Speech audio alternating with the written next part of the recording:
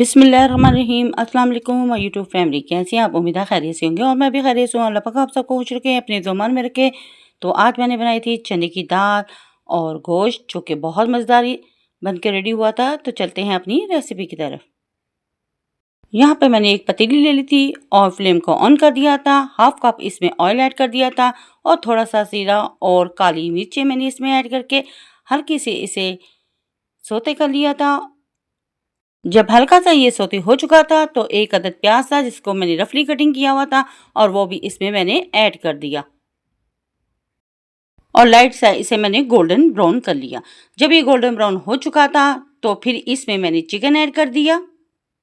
500 ग्राम मेरे पास चिकन था जिसको मैंने धो के स्टेन किया हुआ था और मैंने प्याज में ऐड कर दिया और ऐड करने के बाद इसे मैंने प्याज के साथ अच्छी तरह से मिक्स कर लिया और इसकी भुनाई कर ली। इतनी भुनाई करेंगे कि इसका कलर चेंज हो जाएगा, यानी कि गोल्डन ब्राउन सा हो जाएगा। तो फिर नेक्स्ट स्टेप करेंगे।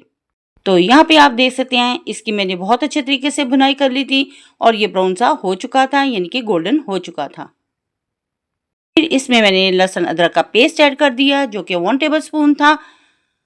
तो उसे डालने के बाद इसे भी मैंने अच्छी तरह से भून लिया था ताकि इसमें कच्चापन ख़त्म हो जाए। फिर इसमें मैंने स्पाइसेस ऐड कर दिए।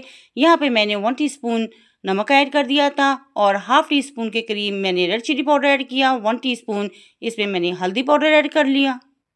1 टीस्पून ही इसमें मैंने चिली फ्लेक्स ऐड कर लिया। तमाम स्पाइसेस आप अपने टेस्ट के अकॉर्डिंग इसमें ऐड कर सकते हैं, कम या ज़्यादा कर सकते हैं। तो आज मैंने मिर्ची थोड़ी कम रखी थी तो आप ज़्यादा भी डाल सकते हैं। फिर मेरे पास यहाँ पे एक पाव के करीब चने की दाल थी जिसको मैंने भिगो के रखा था 1 घंटे के बाद, तो वो भी मैंने इसमें ऐड कर ली और साथ ही इसके चिकन के साथ इसकी मैंने अच्छे तरीके से भुनाई कर ली थी। और भुनाई करने के बाद मेरे पास 2 आधा टमाटर थे जिनको मैंने कद्दूकश किया था, वो भी इसमें ऐड कर लिए।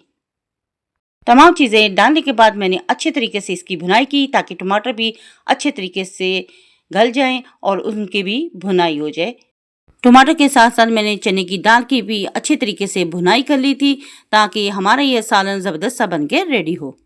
और अब इसमें जाएगा पानी। तो यहाँ पे मैंने 2 गिलास पानी के शामिल कर दिए थे और दोनों चीज़ें मैंने अच्छी तरीके से मिक्स कर ली थी और मिक्स करने के बाद अब इसे हम प्रेशर लगा देंगे। तो यहाँ पे मैंने इसको 15 मिनट के लिए प्रेशर लगा दिया था ताकि चने की दाल गल के रेडी हो जाए। 15 मिनट के बाद जब मैंने प्रेशर को खोला तो यहाँ पे आप देख सकते हैं दोनों चीज़ें गल के रेडी हो चुकी थी और मैंने चम्मच की मदद से चेक कर लिया था। तो ये शोरबा टाइप की मैंने चिकन और दाल बनाई थी जो कि बहुत यम्मी सी बन के रेडी हुई थी। तो इसे प्यारे से बाउल में मैंने डिश आउट कर लिया।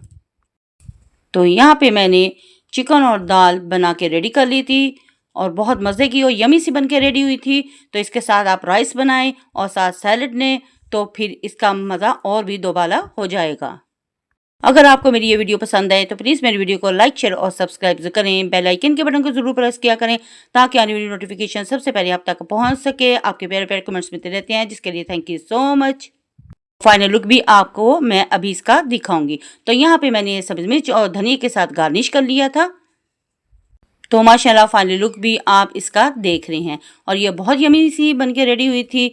तो अगर वीडियो पसंद आए तो फैमिली फ्रेंड में शेयर भी कर दिया करें। इसको बनाएं और ट्राई ज़रूर करें। अपने बच्चों अपनी फैमिली के साथ करें एंजॉय और अपनी बहन को रखें दुआओं में याद। तो नेक्स्ट वीडियो तक दे इजाज़त। अल्लाह हाफिज़ और अल्लाह निगहबान।